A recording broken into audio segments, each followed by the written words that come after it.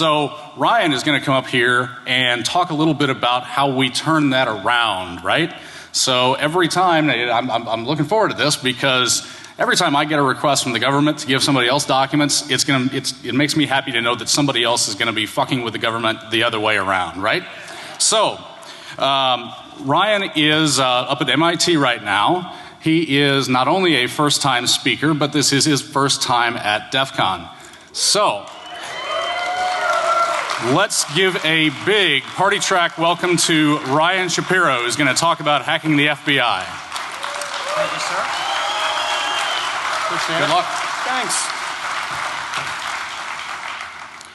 Thank you all so much for being here. This is my first time at DEF CON. I understand that means someone might fuck with me, so bring it on.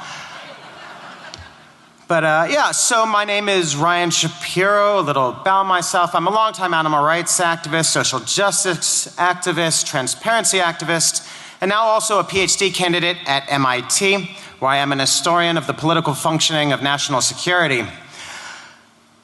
This is a talk about information and democracy, about oppression and resistance, and about the tools that make resistance possible.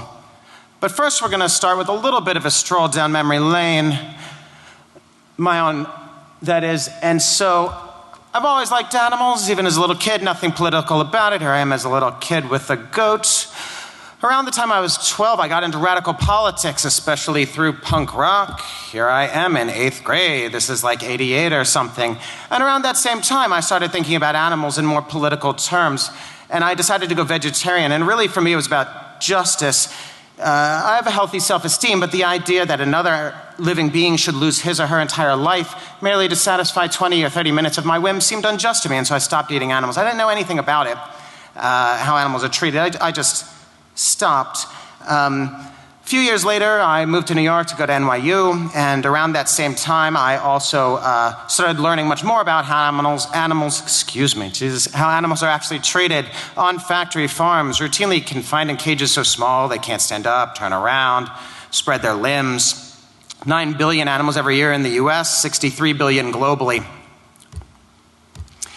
And around that same time, I went vegan based on what I was learning, and I also started deciding that I could no longer simply not participate in the process. It wasn't enough to simply not pay people to torture and kill animals for me, but I needed to do something about it. And so I co-founded activist campaigns, very aggressive activist campaigns, got arrested really constantly, all the time. This is my first arrest. I'm in the red vans. We have welded steel rebar into steel pipes where we've locked our arms. We're blocking the entrance to the circus so the elephants can't get in, shutting down Ringling Circus. It worked and shut down the circus. They were able to get the elephants to the top of the ramp, though, and held them there until they urinated, so we marinated in elephant piss for a few hours. So we're very popular when we finally got to jail after they cut us out. But nonetheless, so I did a lot of this sort of work. Taking over the president of NYU's office to shut down a laboratory where they were forcing chimpanzees to smoke crack. Here I am, after having locked my neck to a first door door. Basically the same thing, but inside a mall. I think the camo pants and tie is a very distinguished look, by the way. And then when the New York police got too good at cutting through these steel pipes that we had locked our arms in, and they got very good at it, we took oil drums and put the steel pipes into the oil drums and then filled those oil drums with concrete. And so now the cops would have to jackhammer through the concrete and then cut through. And then when they got too good at that, we put tar on the concrete, steel fire doors. We've got all that going on here. I got far better at the science of concrete than I ever expected to. You can see it's extremely disruptive when they're trying to cut it out. So these were, at least tactically, very successful techniques. I moved to Hawaii and shut down a captive dolphin facility in a shopping mall and got cetacean, along with a few other activists, got cetacean captivity banned on all of Maui County, which is several islands. Did a bunch of whale hunt sabotaging, which is, I was riding the jet skis in between the gunboats and the whales in order to prevent the whalers from killing the whales. It's me on the boat. And then, so this is 2000, 2001 now. At that time, I moved back from Hawaii to the East Coast, started getting a master's degree in modern American history.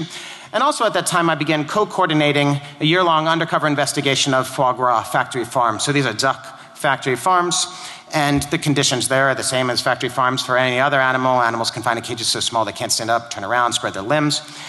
And this investigation was tremendously successful, and we also openly rescued a number of animals, or liberated or stole, what have you, from these farms.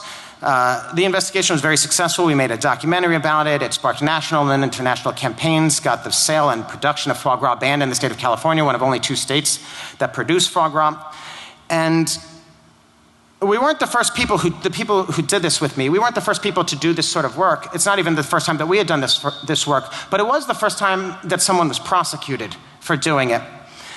And so Sarah Jane Blum, this activist on the cover of the documentary here, and we were prosecuted. We were charged with felony burglary in the state of New York, 7-year maximum. We didn't expect to get 7 years, but we had lengthy rap sheet in New York, and I don't know, if we were lucky, 6 months, if we were unlucky, 2 years. But it seemed like a fair trade for us. Obviously that would suck, going to prison, right? But it seemed like a fair trade for the sort of work that we're doing. We were really happy with the campaign, and I really just wanted to get my master's done before going to prison, because it's hard to finish a master's from prison. I've helped friends, it's rough. But to our tremendous surprise, we beat the charges against us. We got 40 hours of community service for a group of our choice, which was an animal rights group, so we just got credit for doing what we'd already done. But this left me in a difficult situation. So this is 2004 now, and right about the same time when we beat these charges, there's a tremendous legislative, legal, and prosecutorial shift in the United States. In 2004, the FBI designated the animal rights and environmental movements the leading domestic terror threat in the United States. Leading domestic terror threat, and this isn't just rhetoric, this is about resource allocation.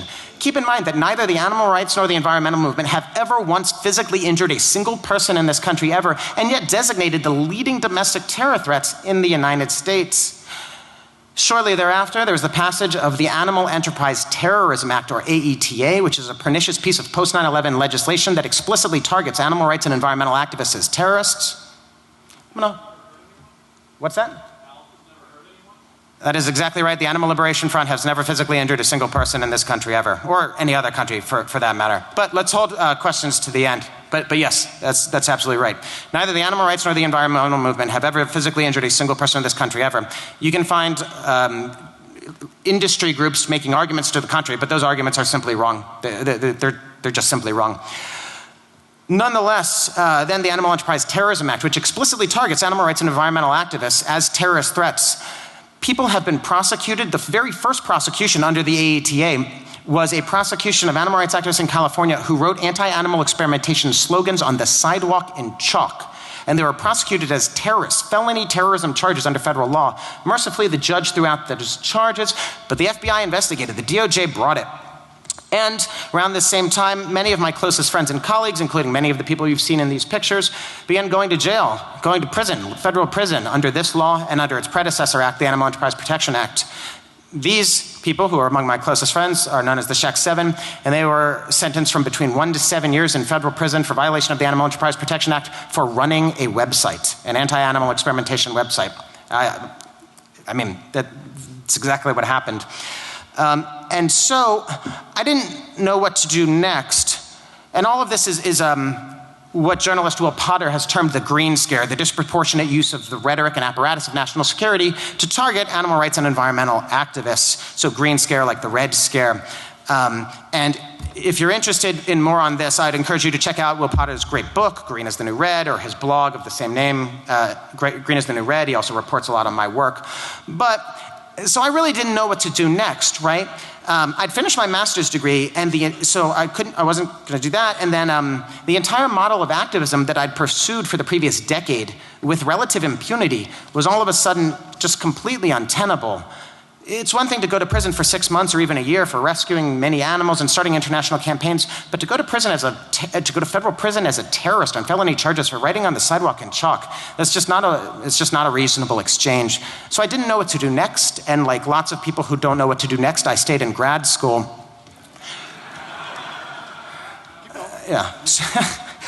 I started a PhD at MIT. As I said, I'm an historian of the political functioning of national security. I'm finishing up that PhD now. My PhD is looking at the long history of these sorts of trends. So the long history of the use of the rhetoric and apparatus of national security to marginalize animal protectionists as threats to the state. And there is a long history, and I'll talk just a very little about that now. For example, in World War I, when American anti-vivisectionists, so people who opposed animal experimentation, and this is one of their newsletters from World War I, when they opposed wartime animal experimentation, the research defense community, or the pro-animal experimentation folks, led by this guy, who was a famous neurosurgeon. Hi. Hi. So, we have a tradition here at DEF CON for first-time speakers. It is a way for us to welcome them into the community, and I hope you guys are all thoroughly enjoying his talk so far. He asked for us to do this at the end of his talk, but we don't follow those rules. So, all right. Salute. Sir. Party track! Right. Carry on. Thank you very much. That's the best hazing I've ever had.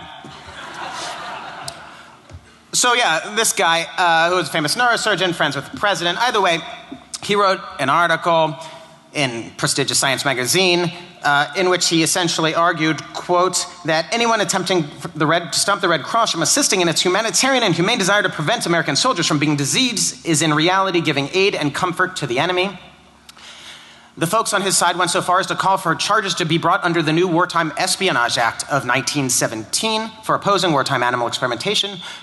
Fortunately, charges weren't brought, but these allegations of subversion, that they were taking their orders from the Kaiser, were devastating to the animal protection movement at that time. Moving forward, World War II, the descendants of the previous gentleman, whose name was Keene, this guy's name is Ivy. Ivy was a famous, he was basically a rock star animal experimenter and vice president at the University of Chicago. Either way, Ivy was also the expert witness on medical ethics at the prosecution of Nazi doctors in Nuremberg. He was also at the same time the lead of the American pro-animal experimentation community, a group called the National Society for Medical Research. When he came back from Nuremberg, and the press wanted to hear what he had to say about the trial, he said, hey, you know what I learned over there? I learned that the Nazis banned animal experimentation in 1933, and this is why they had to experiment on human beings in the concentration camp. Completely false, absolutely false. He knew it was false. I just finished writing 100 pages on it. So I can speak at length. I'm not going to right now. But either way, he knew he was lying, but the press ate it up. And he further went on to say that the only reason American anti-vivisectionists opposed animal experimentation was because they wanted to open Nazi-styled human experimentation concentration camps in the United States. Then, within a couple years, with World War III more in the American minds than World War II, the NSMR and Ivy, they upped their game, and they argued that because some animal experiments involved radiation, that American opposition to animal experimentation was a Kremlin-directed plot meant to undermine American security in order to pave the way for Soviet atomic aggression and overthrow of the United States government. As NSMR argued to the press, and again, these are really famous people. These aren't, a random lobby group. These are tremendously prestigious academics. Time magazine called Ivy the conscience of American science. NSMR argued that, quote, the fanatics who oppose animal experimentation for sentimental reasons are being joined and in some parts led by communists and communist sympathizers interested in sabotaging national defense. National Defense Project aims at minimizing death from possible attacks with atomic bombs are being crippled by anti-vivisectionists, and that, quote, foreign agents rejoice at every victory scored by anti-vivisectionists. Even the Los Angeles Times concurred, declaring it was, quote, beyond dispute that animal experimentation is necessary to the national defense, and opposition to it plays directly into the hands of the Russian communists and their schemes to overthrow the United States. This is the sort of press that they routinely got. And these campaigns were tremendously successful. Pittman Moore Pharmaceuticals sponsored this ad, which went even further and said that if good comes from the atomic bomb, we need to thank animals and, more importantly, animal experimentation. And again, these campaigns were devastating. This use of the rhetoric and apparatus of national security to marginalize animal protectionists as threats to the state, absolutely devastating. And there were, by the way, real radiation experiments on animals, but they didn't look like this. They looked like this. This is a live pig and an atomic blast experiment. But we're going to move forward now back from the actual Red Scare period to the Green Scare again. So for the work that I've just gone through, my source base was primarily archival, but it's not like the FBI is going to hand over their documents very kindly to archives around the country so that researchers can go and look and see what's up. And I want to know what's up, right? I want to be able to answer the questions not just from before the 1970s, but I want to understand I want to understand how the animal rights movement first came to the attention of the FBI, how the FBI's understanding of the animal rights movement evolved over time, how they understand the movement as whole and component parts, how they develop infiltrators, and most importantly, how they came to designate the movement the leading domestic terror threat in the country without ever physically injuring a single person ever. And since there was no archival source base, I turned to the only thing that I could think of in order to do this dissertation work, which was the Freedom of Information Act. And I knew very little about FOIA at that time. I knew it existed, and so I submitted a request just to see what would happen. I submitted a request on myself to the FBI, and I got this letter back, which said they didn't have anything. And in addition to being a little surprised, I'll admit to being a little hurt, really. And, but all right, that's fine, a little humiliated, that's fine. So I then submitted a request on Sarah Jane Blum, who you saw, who had also been prosecuted with me, and as opposed to me when I had been arrested that last time for that duck liberation, which was just cops when they came to arrest me. When they came to arrest her, there was an FBI agent involved. So I was very confident that they'd have documents on her. And again, they sent back a letter saying they had nothing, and I was like, wow, that's really strange. And so I submitted another request. This time I was like, all right, I got this now. I submitted a request on a friend of mine, and I knew they would have documents on her. The FBI raided their house. They must have some information on this person. And again, the letter came back, nothing. And so I was like, oh, I get it, I'm being lied to, right? And keep in mind, I mean, I've been involved with, as I said, radical politics since I was 12, so the idea that the FBI is fucked up is not something new to me. However, I guess naively assumed that the FBI's FOIA division might be less mission-driven than its investigative wing, and I realized very quickly, though, that I was wrong.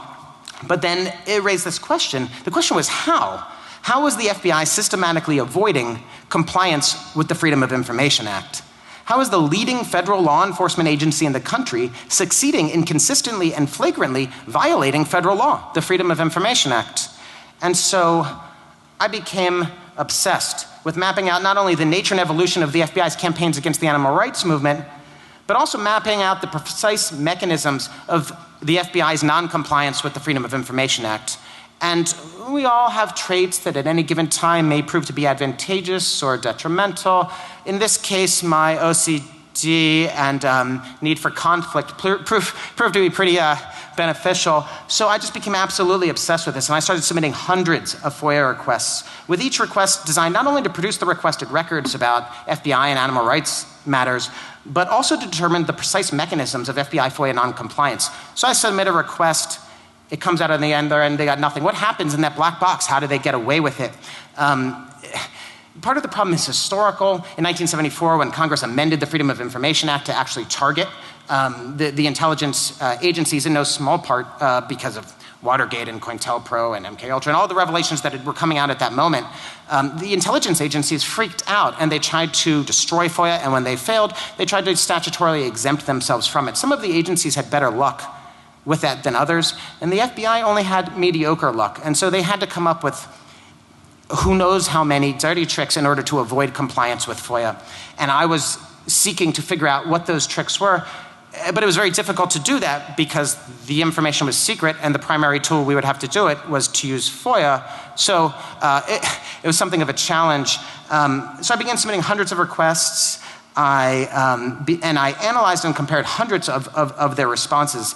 I thought of it as a process akin to trying to map out the bottom of the ocean as a submarine using sonar pings. So even if I got nothing back, document-wise, the manner in which they denied the request was very useful. And over a period of years, just obsessing over this data, a picture began to coalesce. And so I also started submitting FOIA requests about the processing of my FOIA requests, so FOIA requests about how they actually failed to comply with the previous request. That's a very successful strategy, and now, as a result, they have a policy where they refuse to comply with FOIA requests about FOIA requests. And so I have a lawsuit against the FBI right now challenging their policy about not complying with FOIA requests about FOIA requests.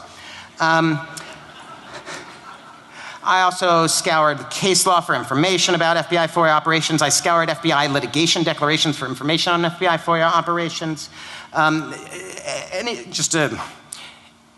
As I said, an obsessive amount of work over a period of years. And in the process, two things became very apparent. One, the FBI does nearly everything in its power to avoid compliance with the Freedom of Information Act.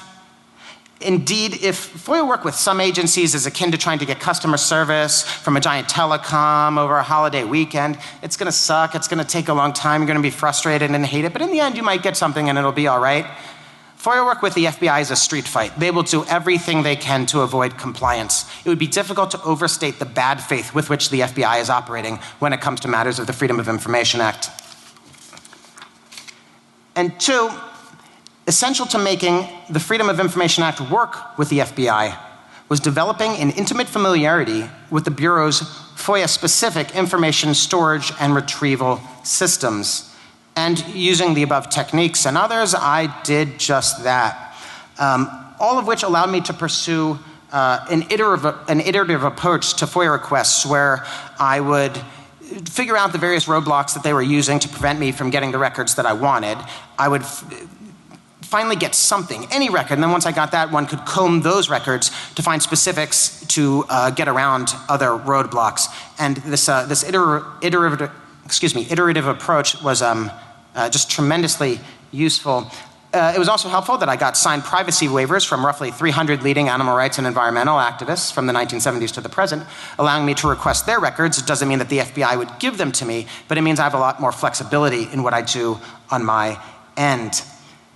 And this really began to pay off. Combined, these and other experimental FOIA methodologies that I developed proved stunningly successful. And I received over 40,000 pages from the FBI on their campaigns against the animal rights and environmental movements.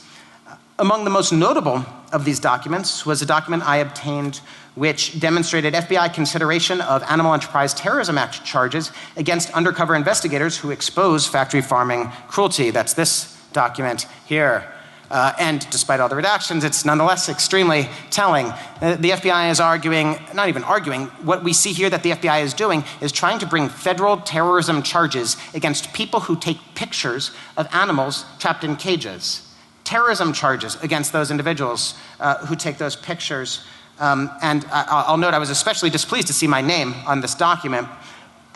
But this document also is currently being used as evidence in Blum versus Holder, which is a federal lawsuit challenging the constitutionality of the Animal Enterprise Terrorism Act. This is Blum v. Holder. I'm one of the 5 plaintiffs in this lawsuit. We're represented by the New York City-based Center for Constitutional Rights. And we actually just asked the Supreme Court to review the case just this very week. So it's working, yeah? I figured out all the ways the FBI was avoiding compliance. I beat those ways, and then the FBI said, oh, you're very clever, look at you, look what you can do, watch what we can do.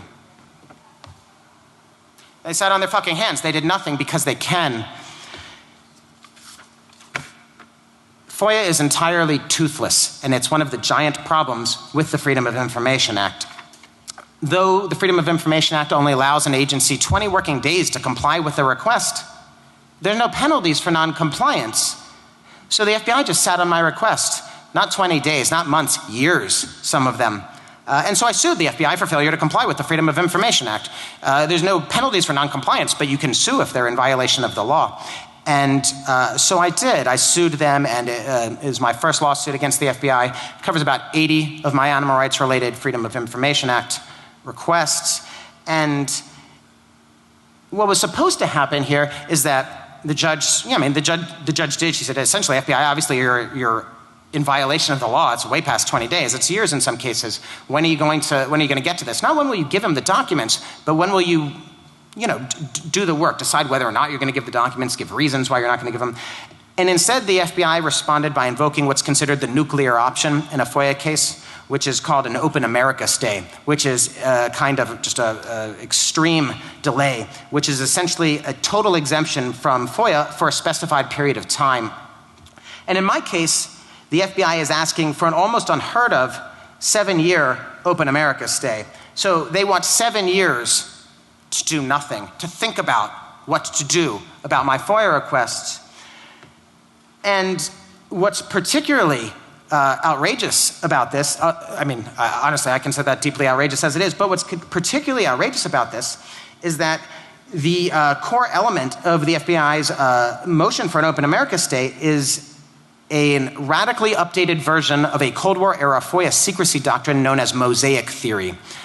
Mosaic theory is somewhat plausible on its face. Any individual bit of information by itself may be innocuous, but once you combine it with other information, who knows what the Soviets will be able to do with it, right? And so a sort of like a classic example would be someone submits a FOIA request to the FBI for all unpaid parking tickets from FBI agents, and the FBI says, well, we can't give those to you because once you had those, you know, who knows what the Soviets could learn from our unpaid parking tickets, right?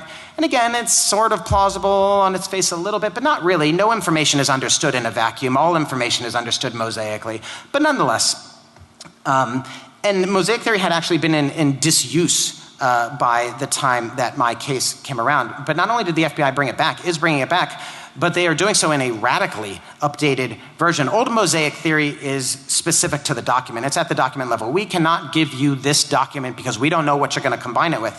In this case, the FBI is arguing not at the document level, but at the universe of knowledge level. We can't decide whether or not to give you these records that you've requested, which is about 350,000 pages in this lawsuit. We can't decide whether or not to give you these pages because of the universe of knowledge that exists outside of them. So we need to think about each of these pages in relation to every other document that exists in the public record about the FBI, that the FBI has about the animal rights movement, that someone else might request about the animal rights movement. So it's not we can't give you document X because mosaic, it's we can't process these requests because we have to think about the entire universe of knowledge before we do.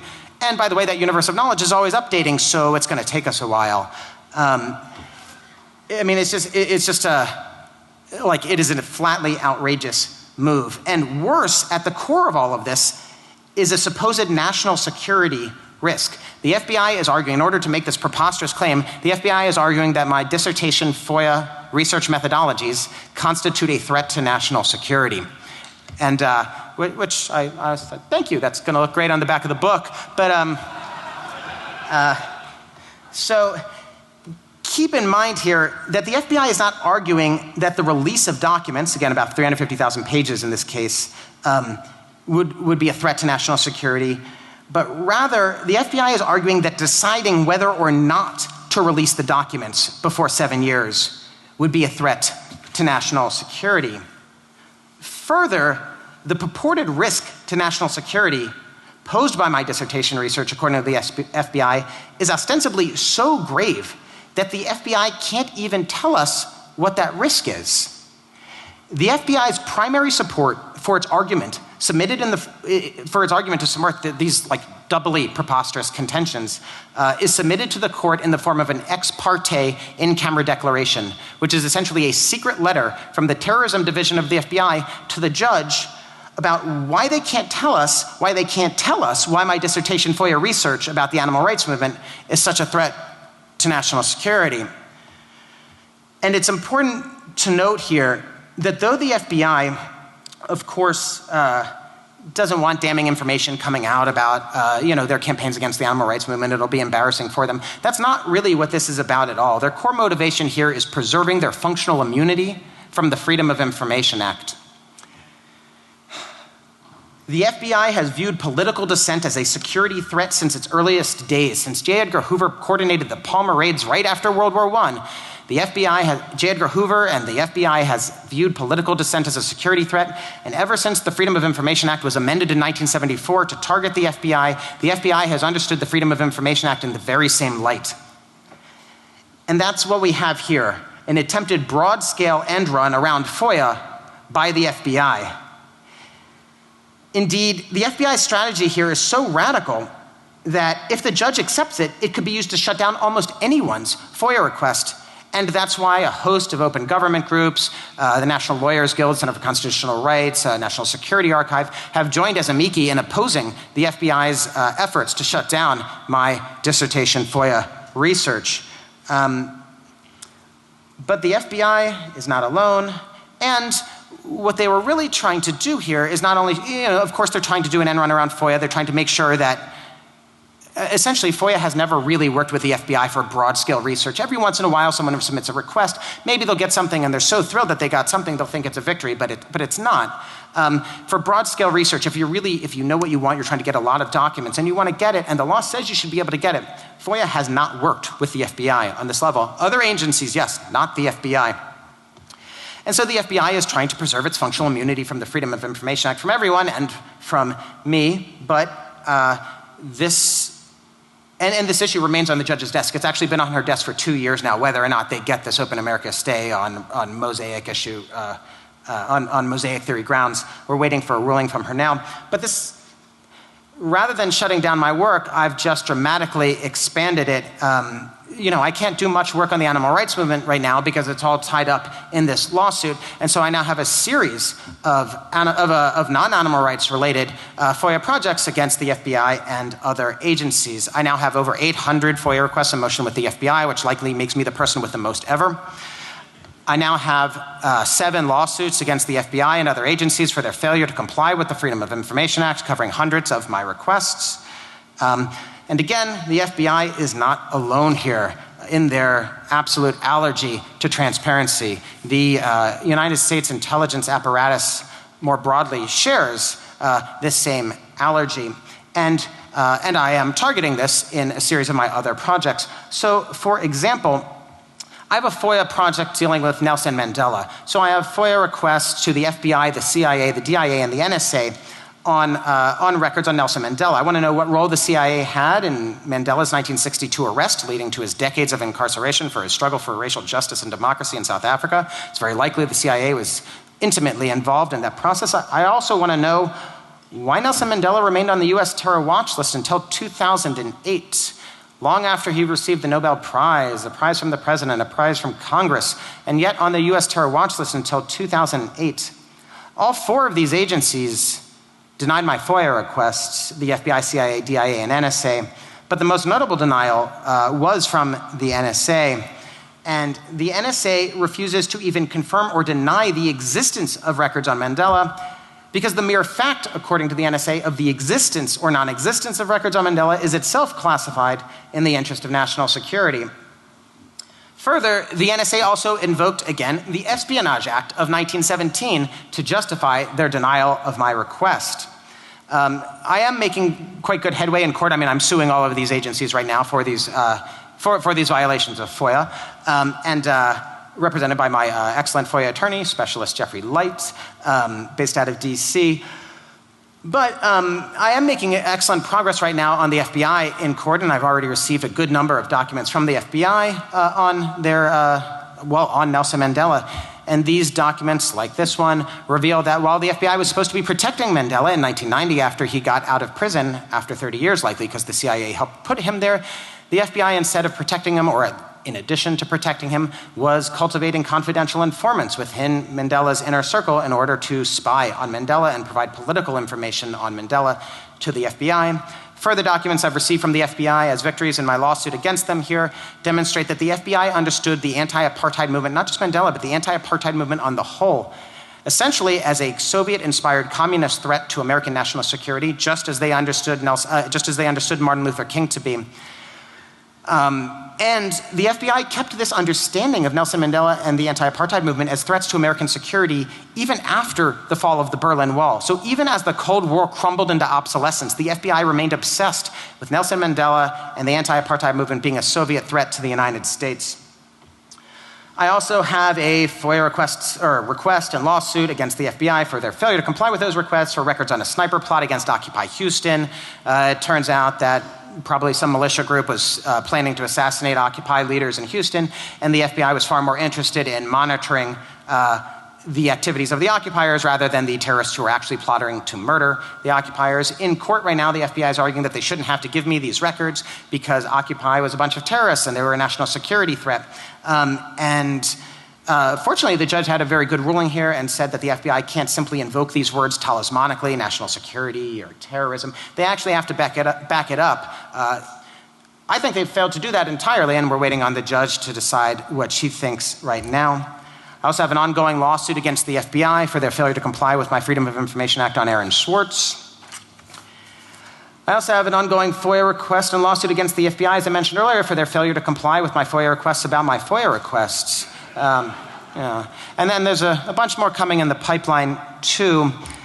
But all of this brings us back to the Freedom of Information Act is one of the most underappreciated elements of the entire American experiment. The notion that the records of government are the property of the people, and all we need to do to get them is to ask for them, is radically democratic. But FOIA is broken. And this is just one element of the ongoing crisis of secrecy we now face. Harvard historian of science, Peter Gallison, has demonstrated that the universe of classified knowledge now exponentially exceeds the universe of published unclassified knowledge, and that this disparity grows by the day. So there is literally exponentially more classified information in the world right now than there is published unclassified information. And classification is just one part of the problem. It's far from the whole of it. Most of the records that I'm seeking from the FBI, such as the 350,000 pages at issue in my Open America animal rights lawsuit with the FBI, they're not classified. The FBI just refuses to give them up. In fact, the FBI and DOJ on the whole invoke classification only about 5% of the time when they're denying FOIA requests. The other 95% of the time, they're just saying, fuck you, no. I mean, they're using one of the other exemptions, but it's not classification. These aren't classified documents. They're just saying no. Secrecy is a cancer on the body of democracy. It is a cancer on the body of democracy, and despite entering office promising to be the most transparent administration ever, the Obama administration has outdone even Bush on this front. The Obama administration has brought more Espionage Act prosecutions of whistleblowers than all previous administrations combined. And as the Associated Press recently reported, the Obama administration has invoked national security to deny FOIA requests more than ever before. The records of government are the property of the people. But as we have seen, these records are consistently withheld from us on the basis of undefined national security concerns. Yet, what do we mean by national security? We need to start asking who we are as a nation and what it means for us to be secure. In the United States since 9/11, depending on how you define the term, roughly a few dozen people have been killed by terrorism. And not including 9/11, since 1970, the number of people killed by terrorism in the United States is about 500. Here's a question for you. According to the Centers for Disease Control, about how many Americans die every year falling out of bed? Any guesses? It's not thousands, but it's a lot. It's 400 up. It's up there, right? Which is still pretty remarkable. Most importantly, that means almost as many people die every year in the United States falling out of beds than have died from terrorism in the United States, excluding 9/11, since 1970. And yet, we don't install surveillance cameras in people's bedrooms. We don't monitor those going in and out of mattress stores. And we don't put heavy sleepers on watch lists. So why are we so willing to sacrifice our most cherished liberties over a vastly smaller threat? Again, what do we mean by national security? As wrote Judge Murray Gurfein in his ruling against the Nixon administration's infamous attempt to prevent the New York Times from publishing the leaked Pentagon Papers, quote, "The security of the nation is not at the ramparts alone. Security also lies in the values of our free institutions." Building upon this ruling, we as a nation need to foster a broader understanding of national security. We need to embrace an understanding in which the security of our nation is best maintained not by secrecy and surveillance and drone strikes, but rather by the free exchange of ideas among an informed citizenry. Such a citizenry is impossible, however, without broad public access to information about the operations of government. In the interest of promoting such a citizenry, all available tools need to be used. I've used FOIA to hack the FBI, but FOIA is broken, and even at its best, FOIA can only go so far. Other forms of information access are now necessary. This can in part be done in the form of heroic whistleblowers and leakers like Snowden and Manning and Ellsberg. However, When FOIA is broken, and when there are sadly not enough whistleblowers to be found, another form of hacking is required to return the records of government to their rightful owners, breaking in and taking those records. And there's a historical precedent here. In 1971, a group calling itself the Citizens Commission to Investigate the FBI broke into an FBI office in Media, Pennsylvania, and liberated the records that informed the world of the FBI's notorious COINTELPRO, or counterintelligence program. This is how we learned of the FBI's illegal and unconstitutional surveillance, suppression, and likely at times murder of anti-war activists, civil rights activists, free speech activists. This is how we learned of J. Edgar Hoover's obsession with Martin Luther King Jr., including his quest to have King kill himself, because Hoover believed King to be a communist threat. And it's because brave individuals broke into this FBI office and stole those records that we knew about this. People then began submitting FOIA requests. Congress began investigating, but none of it could happen without the initial information on which to go. But for better or worse, this sort of break-in is no longer especially viable. Indeed, there is now a need for heroes to straight hack the FBI and other intelligence agencies to liberate the records of government. And I want to be clear, there are very serious consequences. The most serious consequences. I'm calling for violation of the Espionage Act here. So anyone who is even moderately interested in what I'm saying, please take the time to think about what we're talking about here, what I'm talking about here today. Because again, these are deeply serious issues that we're discussing. Any administration will be deeply antagonistic to it, and the present administration is among the most radical in that regard. But in the absence of an adequately workable FOIA or whistleblowers, I argue that such hacking of the FBI and other agencies is essential to the viability of American democracy. And I don't know how to do this sort of hacking. I don't know at all. I'm an historian, not a technologist. Fortunately, however, this is perhaps among the best rooms on the planet to be having this discussion. Not including the FBI agents here to spy on us, and the NSA agents here to recruit you to spy for them. Those in this room possess the incredibly rare combination of ninja technical skills and radical liberation politics to make such an endeavor possible. It's not surprising those in power wish to keep their actions secret. What's surprising is how readily we tolerate it. I'll say it again. The records of government are the property of the people. Reclaim them. Hack the FBI. Thank you.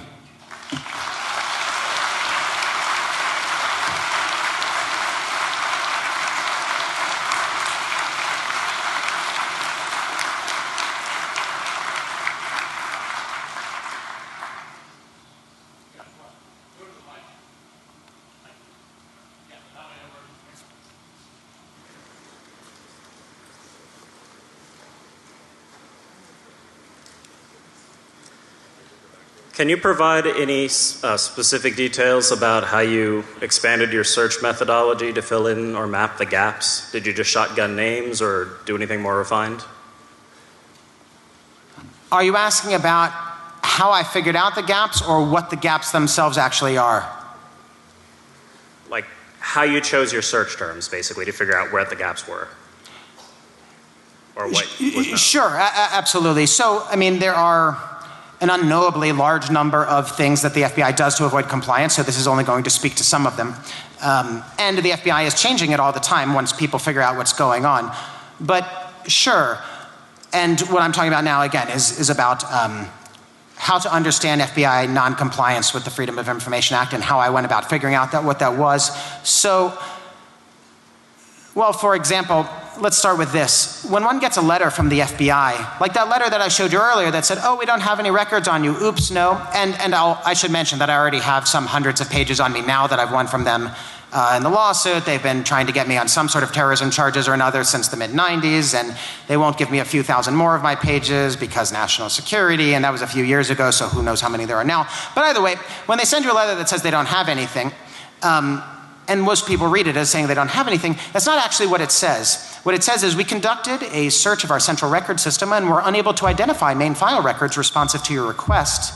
And what that's actually saying is we conducted a search of one database using one search methodology for one file type and didn't find anything. And oops, by the way, we're not going to mention that that's absolutely not the search methodology, not primarily the file type that's likely to produce the requested records, and only one of many databases. And so a lot of what I was doing was simply trying to figure out, it's not a question of using the right terms, right? They're not, the problem isn't that you're not using the right terms. The FBI will try and say that at some times, but it's just completely untrue.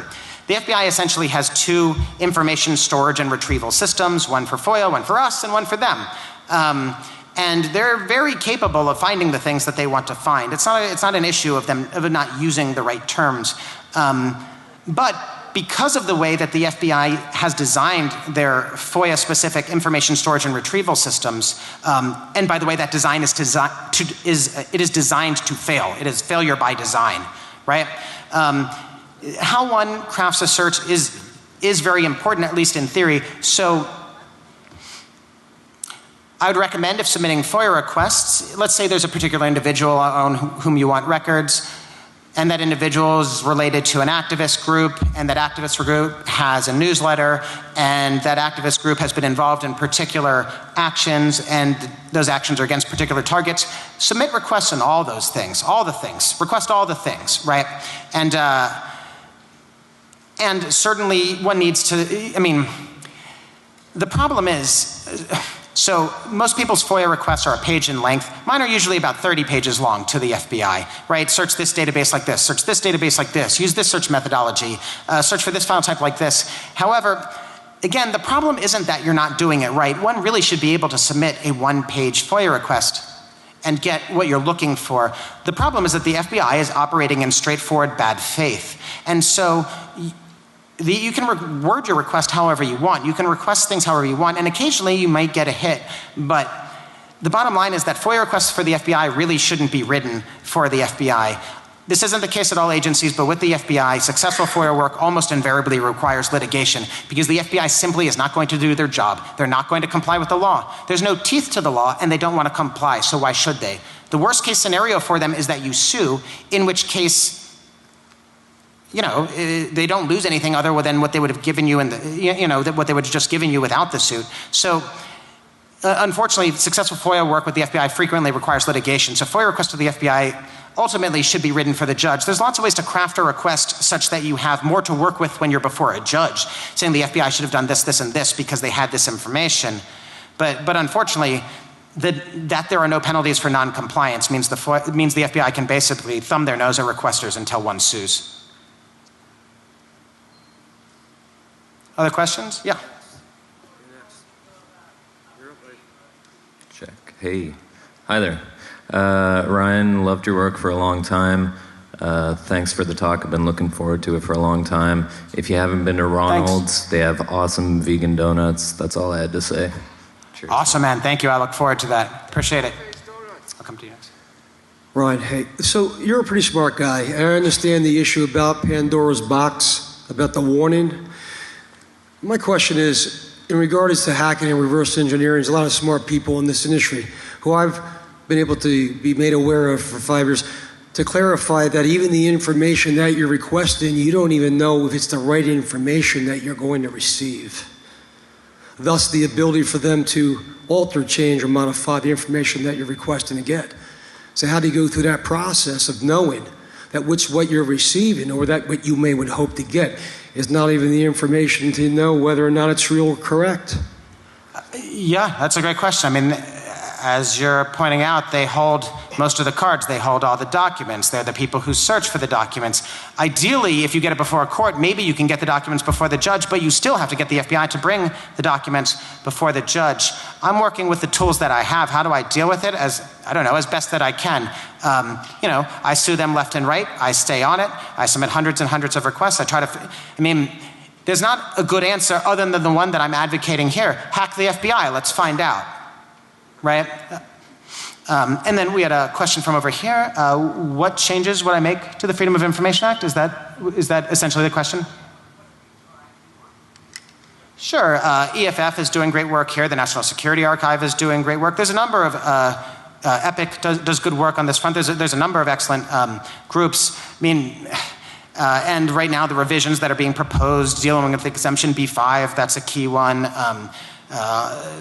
Clarifying the fee waiver language, this is critical. I mean, there are innumerable fixes that could be made, but the number one most important fix from my perspective would be penalties for non-compliance. That there should be some incentive for an agency to not completely flout federal law because they feel like it. Yeah. Any last questions? Or yeah. Sure. By your description, the Freedom of Information Act requests you're making are pretty specific. Do you make those available in an archive so that people can basically use your work? Do I make the results or the requests themselves? The requests, including the language of the requests. I don't have that available in an archive, and it is constantly changing based on the FBI's changes and what I learn. But it's something that I am happy to discuss with someone with people on an individual level. Yeah. Okay. Thanks. And I think that's all the time that we have. Thank you so much for coming.